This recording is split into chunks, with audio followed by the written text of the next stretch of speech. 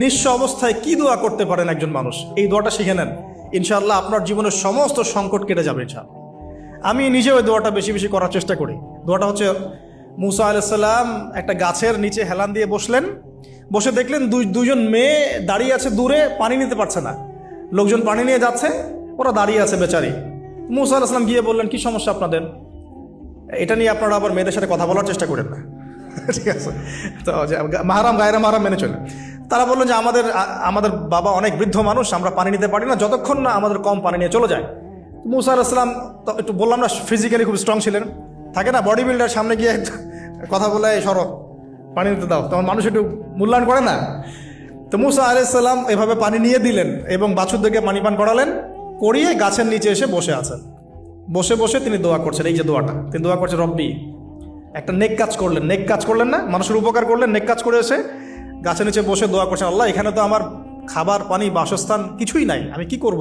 রব্বি ইন্নি লিমা আনজালতা ইলাইয়া মিন খায়রিন ফাকির, রব্বি ইন্নি লিমা আনজালতা ইলাইয়া মিন খায়রিন ফাকির। আবার বলেন, রব্বি ইন্নি লিমা আনজালতা ইলাইয়া মিন খায়রিন ফাকির। অর্থ হচ্ছে, হে আল্লাহ, তুমি তোমার পক্ষ থেকে আমার উপরে যে নেয়ামতগুলো দিবে, আমি এর জন্য ফকির হয়ে বসে আছি আল্লাহ।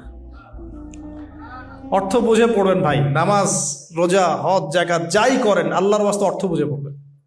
অর্থ বুঝে পড়লে আপনার ইবাদতের স্বাদ পাবেন, তৃপ্তি পাবেন, আল্লাহর সাথে কানেকশন হবে, আল্লাহর নূর পাবেন, মাআরিফত পাবেন, সত্য স্বপ্নও দেখবেন তখন ইনশাআল্লাহ। তখন সত্য স্বপ্ন দেখবেন ইনশাআল্লাহ। আল্লাহ পাক তৌফিক দান করবেন। এবার আল্লাহ পাকের সাহায্য নেমে আসলো, ওই দুই মেয়ের মধ্যে একজন হেঁটে হেঁটে চলে আসে। এবার এই মেয়ের হাঁটা সম্পর্কেও কোরআন কথা বলেছে, সুবহানাল্লাহ। এই মেয়ে কিভাবে হেঁটে এসেছে এই হাঁটার বর্ণনাও কোরআন দিয়েছে। কোরআন বলেছে এই মেয়ে হেঁটে আসছে লাজুক পায়ে। এখন আপনি এই পুরো ওয়ার্ল্ডের মেয়েদের হাঁটা দেখেন, লজ্জা আছে? তাহলে মেয়েদের সাথে লজ্জা একটা গভীর সম্পর্ক আছে। এই মেয়ের প্রশংসা আল্লাহ পাক কোরআনে করলেন, লাজুক পায়ে লাজুক ভঙ্গিতে অবনত নয়নে সে হেঁটে আসলো। এখন আপনি কেলে যান, গো টু খেল, আপনাদের টুইন টাওয়ারে যান, দেখেন সবার হাঁটা চলা দেখেন। হায়া লজ্জার কোনো বালাই আছে এখানে? আমি গত লেকচারে বলেছিলাম যে আদম আলাইহিস সালাম এবং হাওয়া আলাইহিস সালাম, ইবলিস তাদের সাথে প্রথম যে আচরণ করেছে ওই ফল খাওয়ানোর পরে, সেটা কি? তাদের গা থেকে পোশাক খুলে পড়ে গেছে, মানে নগ্ন করে দিয়েছে আমাদের পিতামাতাকে। মহাবিশ্ব নগ্ন করে দিয়েছে কে? ইবলিস। তো এখন এই পৃথিবীতে আমরা যারা নগ্নতার চর্চা করছি, তার কার এজেন্ট আমরা বুঝতে বাকি আছে? আমার কথা কি বুঝতে পারছেন কি না? এই কানেকশন মেলানোর চেষ্টা করেন, ডটসগুলো মেলানোর চেষ্টা করেন। সামনে যাই প্রিয় ভাই, এই মেয়ে এসে বলছে, আমার বাবা আপনাকে ডাকেন, আমার বাবা আপনাকে ডাকছেন। তিনি গেলেন, বাবা শুআয়ব আলাইহিস সালাম। তখন এক বোন ইনডাইরেক্টলি বাবাকে বোঝাচ্ছে যে বিয়ে শাদী দিলে ভালো হয়।